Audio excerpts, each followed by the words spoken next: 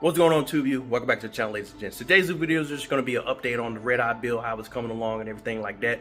We'll be addressing a couple of the comments that I've been getting about the build and, some interesting ones at that. And I plan on sharing one of the new parts that I managed to acquire for you guys, all right? I'll be sharing that with you guys. So, jumping into it, Redeye, turbos are mounted completely, lines are ran completely, hoses, piping, all that stuff is buttoned up. On Friday, they were just finishing up the fuel system itself, the last of the fuel system, and they were waiting on a couple of clamps to come in because, I decided I want to throw an MBRP exhaust up there. So they weren't able to make the connection between the rest of the turbo kit and the rest of the exhaust. So they were waiting on some clamps so they could finally make that connection and fire the car up for the first time. So it didn't sound like it happened Friday afternoon because I talked to him Friday morning. He told me that if it doesn't fire up Friday afternoon, it'll be firing up first thing Friday or Monday morning. So, as you can see, I don't have a video to share with you guys for the fire up, so we should be getting that sometime coming up this week. Hopefully it's first thing Monday morning. We shall see. I don't want to bother him. I don't want to be the customer saying, hey man, where's it at? What's going on? Every freaking minute, every freaking hour of every day. So I wait till Friday before I get, an update on the car. So that's how it is. Everything is buttoned up, ready to go. They were just waiting on the clamps. The rest of the fuel system was getting, buttoned up. And obviously we're waiting on those clamps, make that connection between the exhaust so we can finally get that first start up. So I'll probably be posting that on my Instagram first thing. So if you don't follow that, Low370 Slow, same exact thing as the YouTube channel. If you want to see the fire up first thing. If not, then just hang out here, I guess. And eventually you will see it on a upcoming YouTube video. Now the comments. So one comment I saw was from another Mopar owner. He was like, that's the face you're gonna make whenever you find out compound boost isn't that great. Now, I know they all have their pros and cons. Each route that I was going to go, they all have their pros and cons. Whether it's the full bolt-on E85 route again, whether it's going with a Whipple 3.0, whether it's just going straight turbo, every single one has their pros and cons. And I felt like I made a pretty decent choice. You know what I mean? I know it's not the kill-all be-all. I'm not gonna go out here and make stupid power. You can easily make more power with full bolt-on E85. I'm aware. You can easily make more power with a Whipple. I am aware. You can easily make more power by going straight turbo. I am aware of that, guys. Don't worry, I'm not retarded. I've done the research. I know.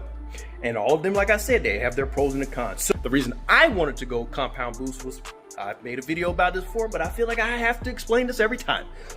Full bolt-on E85 with the 2.7 blower on those Redeyes. The 2.7s are a little finicky. I didn't want to go the full bolt-on route again because I've already done it on my last car. It's nothing special. It's just, pulley, upper pulley, lower pulley, E85. Everyone has it. Everyone does it. So while that would have been, just as capable and just as fun, I didn't want to do that again.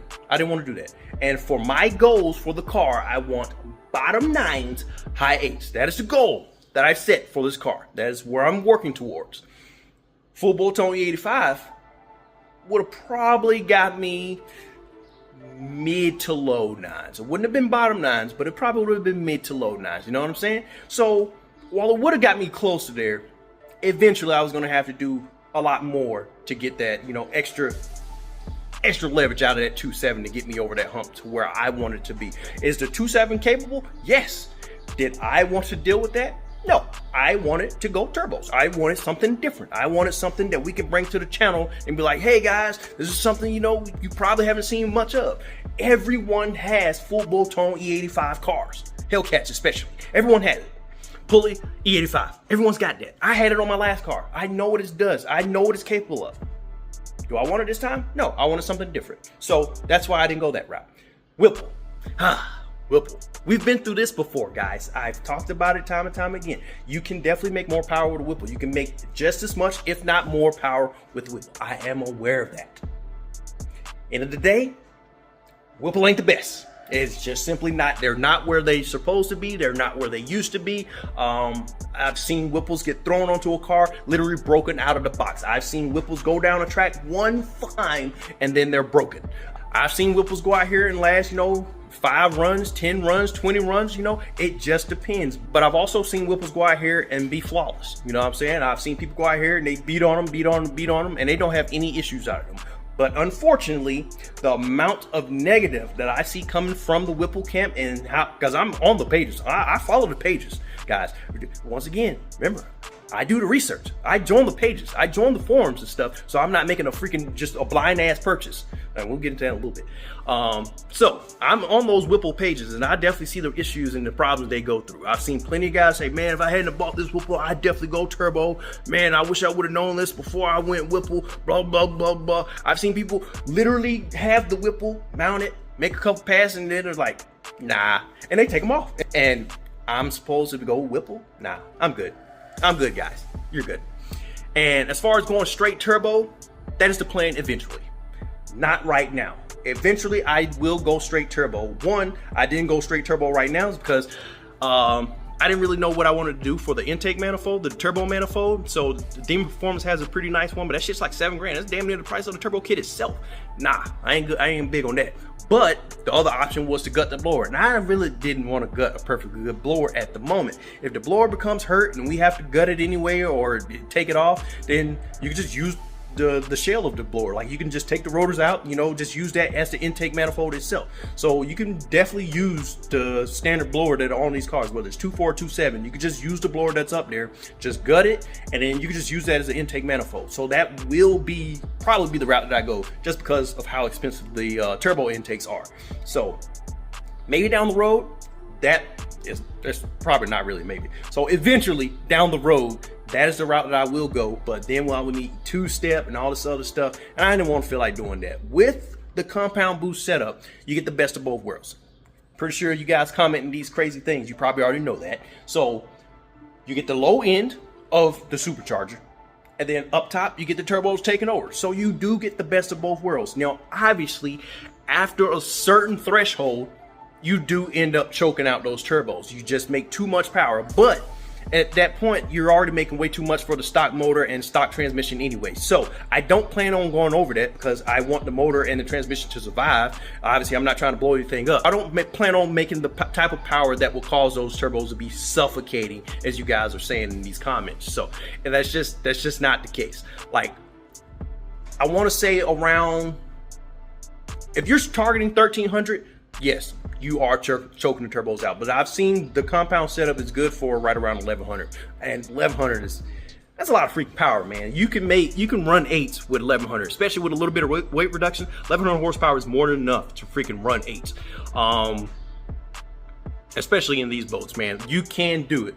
Now, will I make 1100? I don't know. I don't want to get my hopes up for anything, but I don't think so. I'm just setting mine at mid 900s. We should be looking at mid 900 wheel. I don't want to get my hopes up, and I don't really care about a dyno number, to be honest. I only care about track times. We've seen people make 1100 horsepower and they go out here and they get smacked by and they go out here to the track and run a 9.8 or something like that. Like, how do you make 1,000 horsepower and you only run 9.8? That's it. That's all you got. I don't really like getting wrapped up in the numbers game, because you know you can easily manipulate freaking dyno numbers. It's not that hard. The tuners go in there, they play with it, and then oh look, man, you made 1,300 horsepower, and really they ain't made shit. They probably barely cracked 900 wheel, and they go out there to the track and they can't even freaking run a 10.5 or something crazy like that. So I try not to get too wrapped up in the numbers. Would I like to see 4 digits? Yes, of course. But realistically, I'm just keeping my hopes, because I don't like to be disappointed. I'm just gonna say we're making 950. That's my bar. If we crush it, cool. If we don't, well, at least I'm not too disappointed, because I had my bar set low anyway. So there you have it. So like I said, you get the best of both worlds with going the compound route, but you do have the negatives of, you know, it's more complex, it's going to be slightly harder to tune, and you have more stuff to break. It's just more parts versus just going straight turbo or straight supercharger. You know, you just have more going on, more boost, more things happening. You know, your chances of problems are probably slightly higher than going with either route, but you do get the best of both worlds. And what can be cooler sounding than you hear the supercharger coming, and then as you see me fly by, you hear the turbos? What can be cooler than that? You get the best of both worlds, man. Like, even if I don't make a freaking bottom 9 pass, at least it is gonna sound damn good doing it. Turbo noises and superchargers in one package, man. I don't care what you guys say. You can call me an idiot. You can call me. You can say I have too much money. I'm an idiot with too much money, like this guy did. You can say what you want. I don't care. It's not your money. It's not your build. I just don't understand why you people, you internet folk, don't get that. Like, it just doesn't make sense to me. I've never once went to any of y'all's pages like, why'd you do that? You should have just did this. Now, if you ask a question and you're looking for answers, I'll give you some fucking answers. But as far as you coming to my page and telling me what I should have did, what I should have done, what's not the way, what's better, I care less. I know what I want to do. I know what my goals are for the car, and this is what I'm doing. I'm sorry, guys. I don't want to sound like an asshole to you, but that's just the way it is. It's not your money. I don't know why you care. Just that serious. Just that simple. It's just that simple. Now, to the race part. Here she is. Kirky. Show you this real quick. One hand. Kirky, it is used. I don't know, it was just the most perfect timing ever. Unfortunately, we do have to add, because this is where you hook the stock seat belt at right here. So as you can see, that's on the wrong side if it's supposed to be driver's side, yeah? So we do have to move that. We will have to, drill another hole, and we'll just punch it over here on this side. This did come out of the Challenger, but this is the same exact, setup as a Charger anyway. So it's gonna go right into the Charger, no problem. The seat is the same. I literally had all of this stuff in a freaking cart. I did have the black seat cover in a cart, but his is red. But you're getting it for $175. I can't complain. The seat cover alone is like $300. The seat is $300, and then it already has a freaking bracket that's already pre-drilled. It already has a little slider bar, so you can just adjust it to where you need it. What? Like, you cannot complain. You can't complain. $175. This was a come up, guys. I can't stress to you guys how many times I've seen someone posting something for sale on Marketplace or other sites, and I've just been like, oh man, I just bought this. Oh damn, why didn't you freaking, oh man, I missed it. Oh, every freaking time I buy something, someone ends up posting it for sale like a day or two after. This couldn't have been a more perfect time. And I literally was adding a Kirky and a freaking a seat cover, brackets. I had it all in my cart already. I was doing the research on what brackets I should go with. I was going on what sliders I should be looking into. I was looking for all of that stuff. I had it all in the freaking cart. I was doing my research, and then he comes along and is like, hey, I'm posting up my 2 seats for sale, $175 a piece. I'm like, $175 for the cover and the seat. He was like, correct. Brother, what is the cash at? Zelle, what do you need? I'm sending the money right now. It already has a bracket. It already has a freaking seat cover. It's the seat.